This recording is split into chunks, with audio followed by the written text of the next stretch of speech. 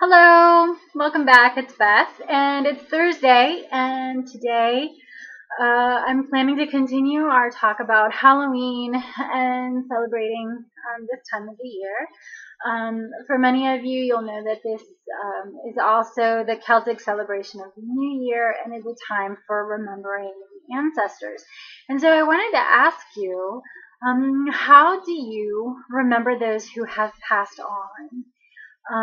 In some different traditions, you have different ways of doing this. And so I thought I would talk a little bit about my own practice and what I do at this time of year to remember those who have passed and who I still hold in memory and think fondly of. And also perhaps some people who are in the story of the family who are significant, who are no longer with us. And so this is a good time of year to show that respect and honor for those in the family. So with that, I'll let you know some things about what I do. Personally, I like to take some time during this season, usually on Halloween night, and I will actually remember those in my family who've passed on, and I'll get pictures of them. So here you can see a picture of, there's me with my great aunt and my grandmother, and I have other pictures I use as well, where I'll just put up pictures of those who have passed, and in front of that, I'll place a candle. You can see here I have a candle going, and I'll have candles. This one's kind of nice because it has a tray of 3. These 2 have gone out. But I keep candles for those that I care about. And so on that night, I would have the pictures up of people, and then have candles for each of those people, just as a way to remember them. They also may be people who are no longer with us that I care for. So here's a picture of Swami Satchidananda, who was the root teacher of my tradition. And the reason I have this is not for any particular religious observance, but it is really just like having a picture of any family member. He's someone who passed the yoga tradition to me, and so out of respect, I'll have his picture on there this year as well. And sometimes I'll get a nice bowl. This one was handmade, and it's just a simple bowl, and I might pour water. And I'll get an incense holder and just put some incense and have this out as a way to kind of celebrate, and it's something for me to remember what joy they've brought to me, and to sort of offer that I'm grateful for these people's influence in my life. And so I'll have the grandparents, I have all the grandparents and anyone who's passed on, and it's just almost like having a way to have a prayer on a table that's out for them at this time.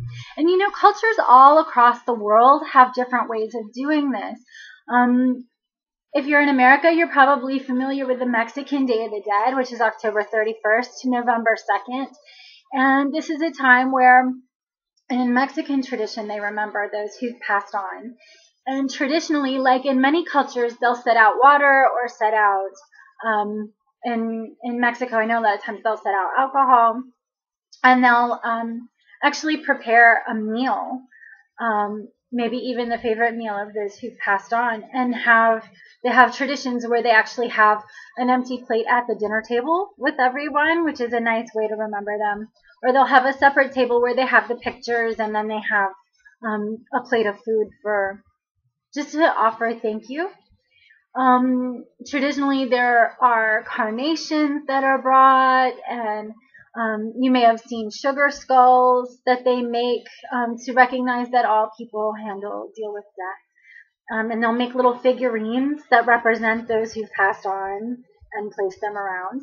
And so actually, if you go to the website, coldwaterhaven.com, on today's page, I'll have a link to some Mexican Day of the Dead it has pictures and ways to order. If you want to make sugar skulls with your family, it's a really nice tradition and it's a way to get children involved. Or you can make the paper mache people. And it's very colorful and creative way to show some respect and also allow those who are younger in their family to participate some. And so it'll have a link for how to get those things. You can get like molds for the sugar skulls. And it's kind of a colorful way to celebrate instead of paying attention to sort of the sad or dark side of it. But cultures all over the world do this. In Africa, there's a pouring of libation for the dead, and they'll pour it at a tree. A libation is just a drink of sorts. A lot of times they'll use palm wine. And you can pour some into the land, some into a bowl for the spirit, and then you would take a drink as well for the continuation of that person, for the ancestor continuing through you, through those who are alive. And in India, they actually have a way of honoring the dead in which they actually have a 16-day time that is actually end of September, early October, depending on their year, that in which they offer food for those who've passed on. And it's a time of recognition of the connection of the current family to those who've passed. And you can see this in Asia, in Vietnamese culture. They'll have a place in the temple with pictures, and they'll offer, again, food, incense, they'll have water, and sometimes candles. And so you can see the world over, people have a time of year that they'll recognize that they're still connected to these people who've passed on. And it's a celebration. And I wanted to share that with you and invite you to consider doing this for someone that you care about. It can be a family member or a friend or anyone who's influenced you. And so even if you wanted just to have a simple way to recognize the contributions that those who have passed have made to our lives currently. It's a nice simple celebration.